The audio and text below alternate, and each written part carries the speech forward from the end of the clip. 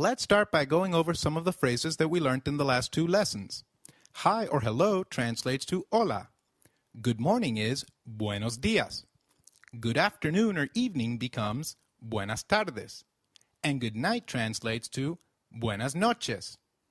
Moving on, welcome translates to bienvenido or bienvenida. Sorry is lo siento.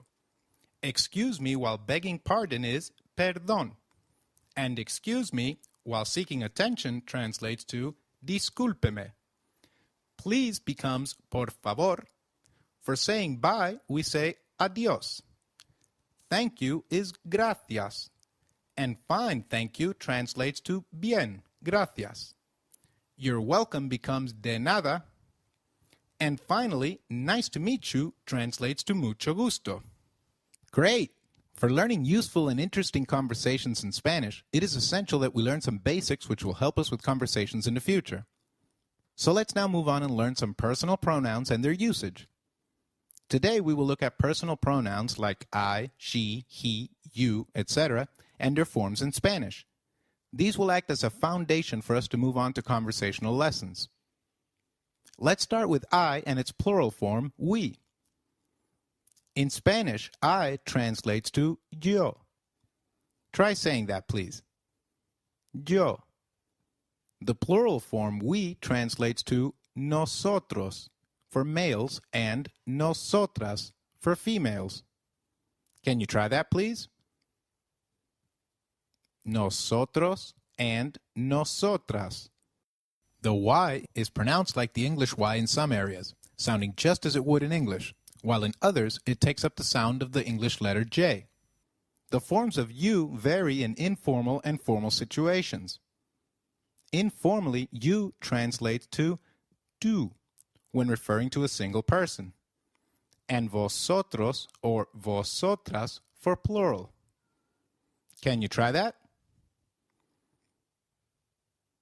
Tú is for singular and vosotros or vosotras for plural in informal settings. Formally, you translates to usted when referring to a single person and ustedes when referring to many. Can you try that? Usted for singular and ustedes for plural in formal settings. Very good. In Spain, the informal forms tú and vosotros or vosotras are used more often than the formal forms like usted, although the formal forms are commonly used in Latin America. Let's look at when we use tú. Usually, the singular informal form tú is used when speaking with family members, children, friends, or close acquaintances, while usted is used otherwise. If you're uncertain which one to use, it is usually better to use usted, unless the other person starts speaking to you using tú, in which case it is okay to reciprocate. Le puedo tutear, which means can I address informally with tú, is used often to seek permission to start using tú. So do you remember? We use tú for singular and vosotros or vosotras for plural in informal settings, and usted for singular and ustedes for plural in formal settings. Very good. Moving on, he translates to él, and its plural form they, when referring to a male or mixed gender group, translates to ellos. Can you try that? Él for singular, male, and ellos for plural, male or mixed group.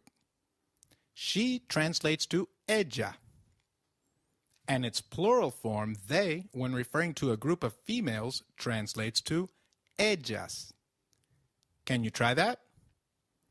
Ella for singular, female, and ellas for plural, female. Did you notice the pronunciation of ella? In Spanish, double L takes up the sound of Y in some areas and a soft J in others, so you'll hear both ella and ella. All right, let's review the forms of pronouns with some examples. The right pronoun for Anna would be ella, which means she in English. The pronoun to refer to Ana y Luis, which means Ana and Luis, will be ellos because it is a mixed group. Ellos means they in English. Time for a quick grammar tip here. Did you notice the Y in Ana y Luis? It means and.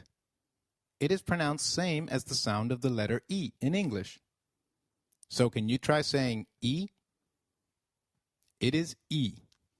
All right, some more examples. If we were to refer to Jose, Luis, y Mark, we should use ellos, which means they for a male group. Notice that Jose is pronounced as Jose, with a stress on E, as it is accented, almost sounding like the EI in 8. The letter J sounds like H in Spanish.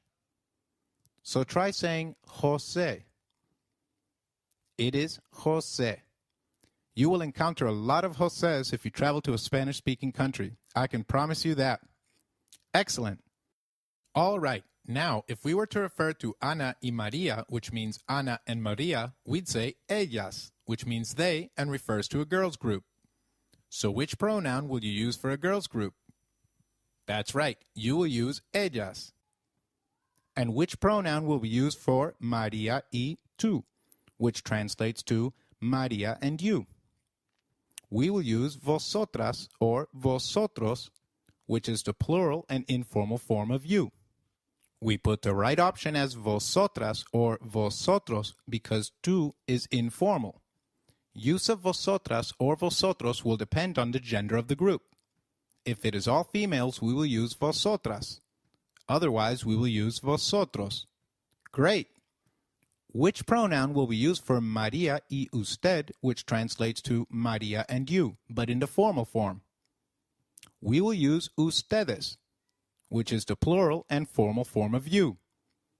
Maria y usted as a group is to be treated formally because usted is formal. Hence, they are together referred to as ustedes. Now, let's revise with some more examples and let's assume male gender for all of these. So, for Jose, we use él, which means he. For Jose y yo, we use nosotros, which means we. Jose y Carlos will be referred to as they, which becomes ellos.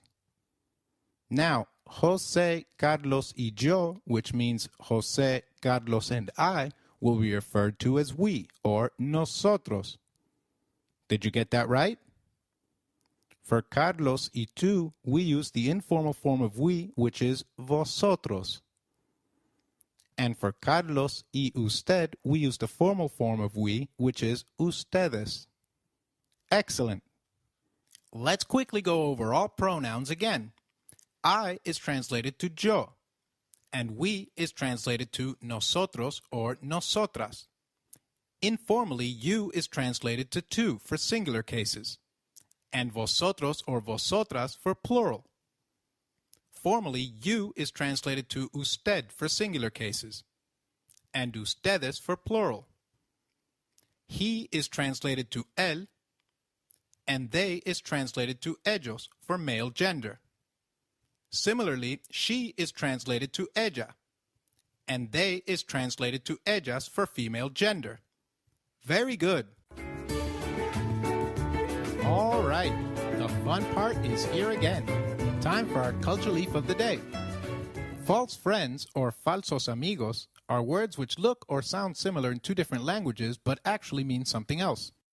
For example, if you're embarrassed, you may feel tempted to say embarazado or embarazada because they sound so similar to the word embarrassed. However, that actually means I'm pregnant, which in the case of a man especially will make you an instant scientific wonder. The right phrase to say is me da vergüenza, so don't make that mistake. In the next lesson, we'll cover the most important building block for moving to conversations, the to be verb and its usage. Just a step away from starting to talk like you were Spanish. We hope you enjoyed your lesson today. See you at the alley for the next one.